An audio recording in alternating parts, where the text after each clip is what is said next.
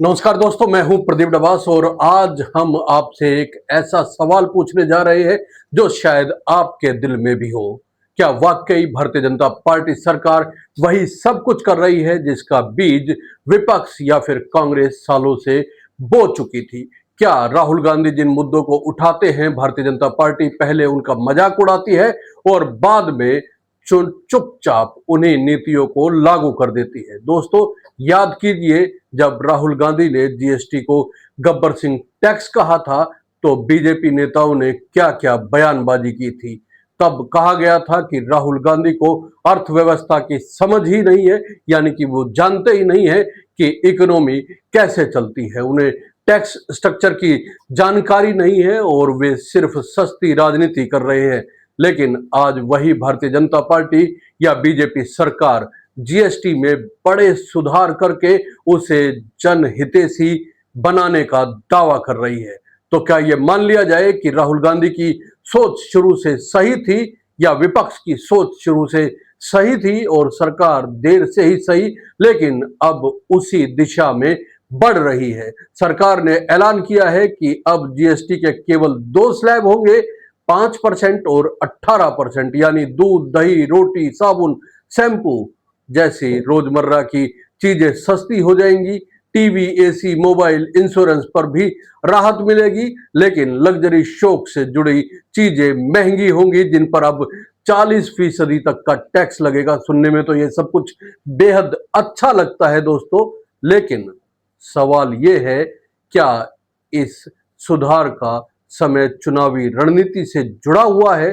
15 अगस्त को लाल किले से प्रधानमंत्री नरेंद्र मोदी ने घोषणा की थी कि दिवाली से पहले जनता को बड़ा तोहफा मिलेगा और अब जीएसटी काउंसिल ने उस वादे पर मुहर लगा दी है। तो क्या ये महज इकोनॉमिक सुधार है या इसके पीछे चुनावी फायदा भी छिपा हुआ है? बिहार और बंगाल में चुनाव सिर पर है और बीजेपी ने सीधे मिडिल क्लास और लोअर मिडिल क्लास वोटर्स की जेब से बचत डाल दी है।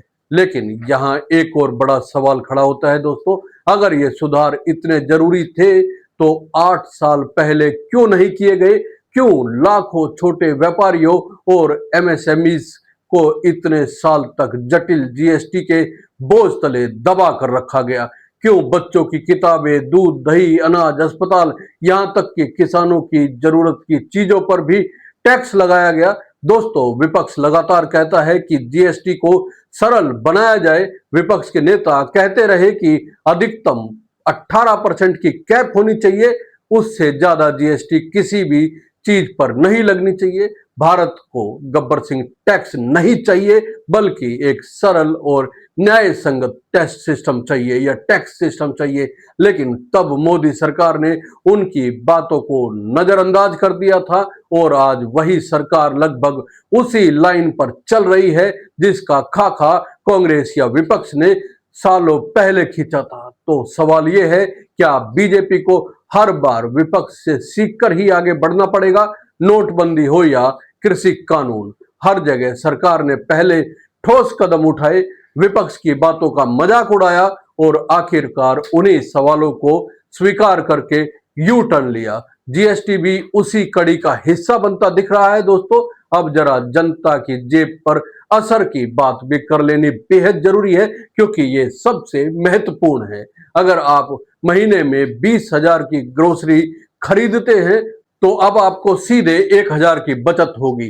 Mobile phone, TV, AC, health insurance, सब पर राहत मिलेगी, लेकिन इसके बदले लग्जरी गाड़ियों, बड़ी मोटरसाइकिलों और शौक वाली चीजों पर 40% टैक्स लगेगा। सरकार कहती है कि इससे गरीब और मिडिल क्लास को फायदा होगा और अमीरों से ज्यादा टैक्स लिया जाएगा, लेकिन क्या सच में ऐसा होगा? याद रखिए दोस्तों, सरकार खुद मान रही है कि जीएसटी कम करने से सालाना 85,000 करोड़ रुपए का राजस्व नुकसान होगा। तो सवाल उठता है कि इस घाटे की भरपाई कैसे होगी? क्या पेट्रोल डीजल पर टैक्स बढ़ाकर, क्या नए नए सेस लगाकर, या फिर कहीं ना कहीं जनता को ही इसका बोझ उठाना पड़ेगा? यहाँ एक और दिलचस्प मोड़ है। यह फैसला ऐसे समय में लिया गया है जब अमेरिका ने भारत के खिलाफ 50% टैरिफ लगा दिया है। जिससे करीब 7 लाख करोड़ के व्यापार पर असर पड़ा है। पंजाब, हरियाणा और दूसरे राज्यों की इंडस्ट्री बुरी तरह से प्रभावित हो रही है। Auto parts, textile, machine tools, सभी सेक्टर्स में ऑर्डर घट गए हैं। अब सवाल है, क्या जीएसटी में राहत देकर सरकार घरेलू मांग बढ़ाना चाहती है ताकि निर्यात में होने वाले नुकसान की भरपाई की जा सके? अगर यह सही है तो इसका मतलब साफ है कि जीएसटी सुधार का असली मकसद जनहित से ज्यादा आर्थिक मजबूरी है, क्योंकि अगर सरकार यह कदम नहीं उठाती तो जीएसटी में गिरावट तय थी। तो क्या मोदी सरकार का यह फैसला अमेरिकी टैरिफ का जवाब है? और अगर ऐसा है तो क्या इसे जनता के दिवाली गिफ्ट के रूप में पेश करना सही है? दोस्तों, ये बेहद महत्वपूर्ण सवाल है। अब राजनीति की बात करते हैं। कांग्रेस अध्यक्ष मल्लिकार्जुन खड़गे ने कहा कि कांग्रेस लगभग 1 दशक से जीएसटी सरलीकरण की मांग कर रही थी। कांग्रेस ने अपने 2019 और 2024 के घोषणा पत्र में भी जीएसटी 2.0 की बात की थी। 2005 में कांग्रेस यूपीए सरकार ने जीएसटी की घोषणा की थी। 2011 में प्रणब मुखर्जी बिल लेकर आए थे, लेकिन भारतीय जनता पार्टी ने इसका डट कर विरोध किया था। खुद नरेंद्र मोदी जब मुख्यमंत्री थे तब जीएसटी के खिलाफ खड़े थे, और आज वही भारतीय जनता पार्टी सरकार जीएसटी सुधार का श्रेय लेने में जुटी हुई है। तो सवाल यही है, जब कांग्रेस ने मांग की थी तब उसका मजाक क्यों उड़ाया गया था? जब राहुल गांधी ने कहा था कि एक समान टैक्स सिस्टम होना चाहिए, तब उन्हें गैर जिम्मेदार क्यों कहा गया? और आज वही विचार अगर भारतीय जनता पार्टी लागू कर रही है तो क्या यह कांग्रेस की जीत नहीं है? दोस्तों, यह सबसे बड़ा सवाल है, क्या देश की नीतियां जनता के हित में बनती है या फिर चुनावी फायदे को ध्यान में रख के बनाई जाती है? अगर सरकार को जनता की इतनी ही चिंता थी तो इतने साल तक रोजमर्रा की चीजों पर टैक्स क्यों लगाए गए? ये जनता पूछ रही है, और जनता को पूछना भी चाहिए, क्योंकि किसानों, छोटे व्यापारियों, मध्यम वर्ग के महंगाई की मार झेलने पर मजबूर किया गया। क्यों जीएसटी के नाम पर गरीबों से 64% तक टैक्स वसूला गया और अमीरों से केवल 3%? अगर सरकार कह रही है कि जीएसटी 2.0 से देश को फायदा होगा, छोटे व्यापारियों को राहत मिलेगी, आम जनता की जेब पर बोझ कम होगा, लेकिन क्या यह सुधार वाकई लंबे समय तक टिक पाएगा, या फिर चुनाव निकलते ही सरकार फिर कोई नया टैक्स का बोझ डाल देगी? यहाँ विपक्ष का रोल भी सवालों के घेरे में है। कांग्रेस कह रही है कि हमने जीएसटी सुधार का रास्ता दिखाया, राहुल गांधी के विचार सही साबित हुए और भारतीय जनता पार्टी अब हमारी लाइन पर चल रही है। लेकिन सवाल है, अगर कांग्रेस सत्ता में होती तो क्या वाकई इतना बड़ा राजस्व नुकसान उठाने का साहस करती? यानी खेल दोनों तरफ से है। सरकार जनता को तोहफा दिखा रही है, विपक्ष अपनी जीत साबित कर रहा है, लेकिन असली सवाल यह है कि जनता को लंबे समय तक राहत मिलेगी या नहीं?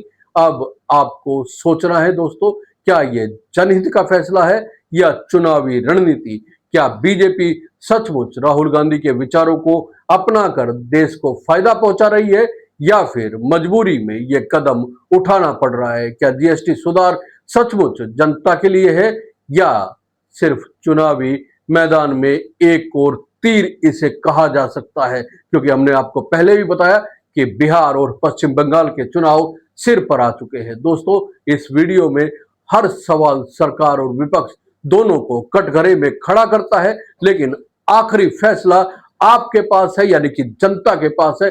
क्या आप मानते हैं कि जीएसटी में बदलाव वाकई आपके हित में है, या यह सिर्फ राजनीति है? आपका क्या मानना है दोस्तों? कमेंट करके जरूर बताइए। और यह वीडियो अगर आपको अच्छी लगी है तो लाइक कीजिए, शेयर कीजिए और चैनल को सब्सक्राइब करना ना भूलें। जय हिंद, नमस्कार।